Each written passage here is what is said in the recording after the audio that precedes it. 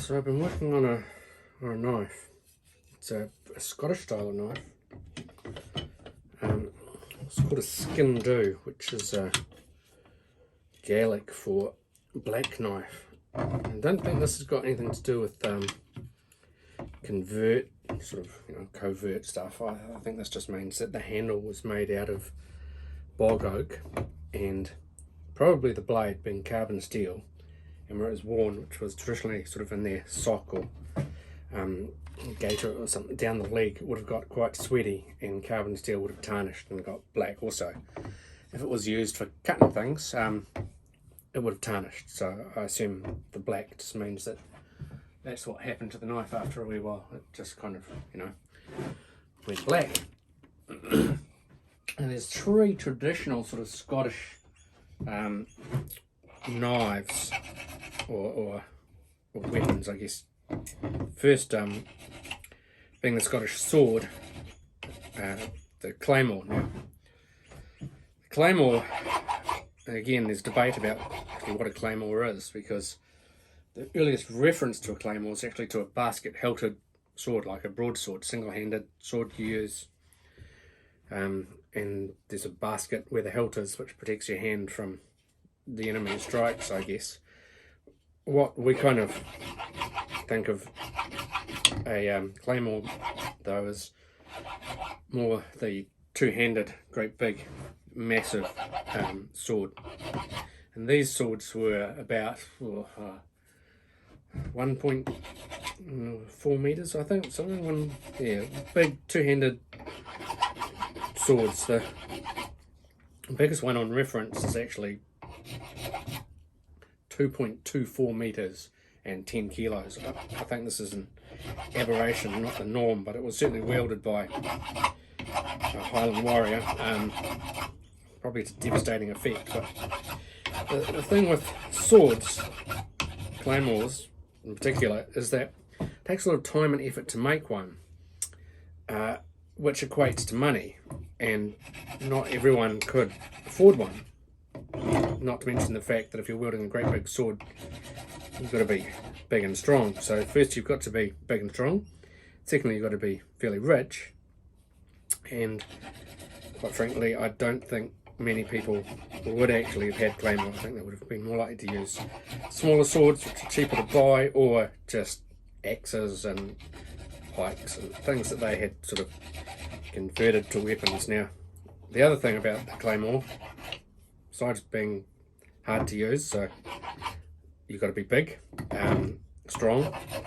Second thing, you've got to be fairly rich. The third thing is that wielding something that size, you're likely to need a fair bit of space. So if you're out on a battlefield, fine.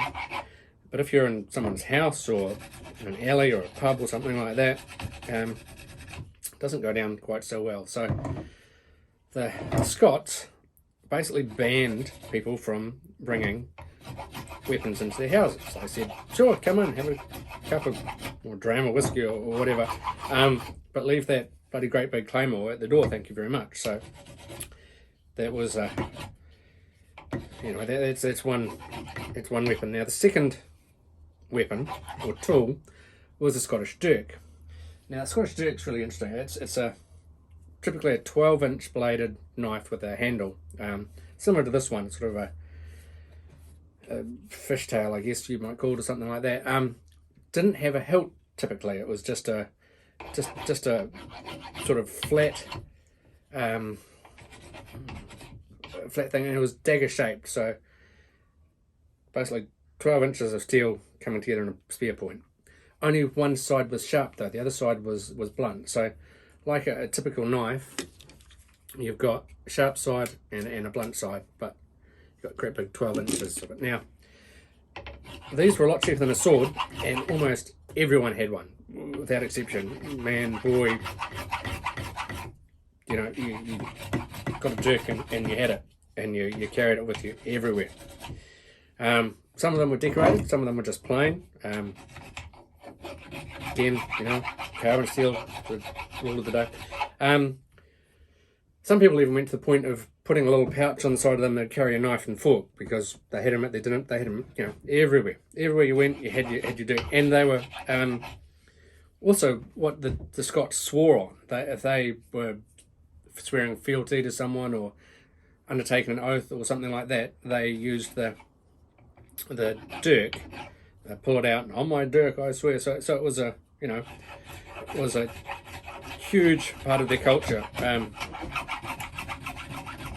But again, it was used for fighting, and while not obviously as devastating as a claymore, was great for smaller, tighter enclosed places, houses, pubs, taverns, whatever, woodland forest, and potentially on the battlefield for delivering the coup de grace if you'd run fish, finish someone off. Now the thing about them as well is because everyone had them and everyone used them, and after a few whiskies people might be a little bit overzealous about using them. Again, the Scots said, sorry, you can come in, dump your claymore and your dirk at the door. And so they did. That meant they were kind of weaponless and defenceless. But, if you're at a friend's house, it's not so much an issue. However, once the English sort of were in a habit of raiding and attacking and all that kind of stuff, they decided to have another knife or weapon that they like to carry, and that's the Sgian Dubh. Now the Sgian Dubh is a small one, obviously not a battlefield weapon or anything like that, more of an EDC. The one I've made here I think is pretty true to size, handle maybe a tad longer than the traditional one, but the blade is pretty small and short. You can see it's small, single edge here. I've sort of put a false edge over here, which is basically just to aid in sort of penetration and things like that. And generally had a little bit of jimping on the back. I'm not entirely sure why, firework or jimping or something, but I guess it gives you a little bit more grip if you want to get up and close. And again, it's kind of similar to the dirk, a spear point shape, but only one side sharp, the other side is blunt. Now, a Sgian Dubh, when you went to someone's house, they didn't particularly like you carrying it inside as well. Now, if it was a friend, going to a friend's house, a family, you dump your claymore and you dump your dirk at the door. Your Sgian Dubh was in your sock. And if it was a friend, they could see it was there, and they generally didn't say anything. It was obviously there on display, and it was like you saying, look, I can defend myself here. But you can see that I've got the knife. I've dumped my big stuff there, but this is still useful. And again, it's probably had EDC uses. You probably used it for chopping up your meat and eating and all that kind of stuff. So useful to have with you. Now, if you were going to a person's house that wasn't necessarily a friend, you still dumped your big swords at the door and your dirk and stuff. Your Sgian Dubh, you popped it. You had your kilt on it. It's not just a one-piece thing. It goes around. Well, it is a one-piece thing. It's not a multi-piece outfit. It wraps around you, and actually wraps around here, and it's a long thing, traditional kilt. And they would tie this in a little sheath and drop it down under their arm, so it sits sort of in their armpit, hidden out of the way, but quick to pull out and use as a weapon if need be. So it's quite an interesting thing. Now, I've decided to make this one just because I've always been curious about them, really. My one's not made out of traditional bog oak because I couldn't get any bog oak. What it is made out of a special type of plastic, which is designed for making knives, musical instruments, and all sorts of things like that. Juma or something, similar to a knife I made recently out of Eltron. It's basically very similar sort of stuff, impervious to rot and impervious to chemicals and all that sort of stuff. It's pretty much industrial stuff. Used 01 tool steel.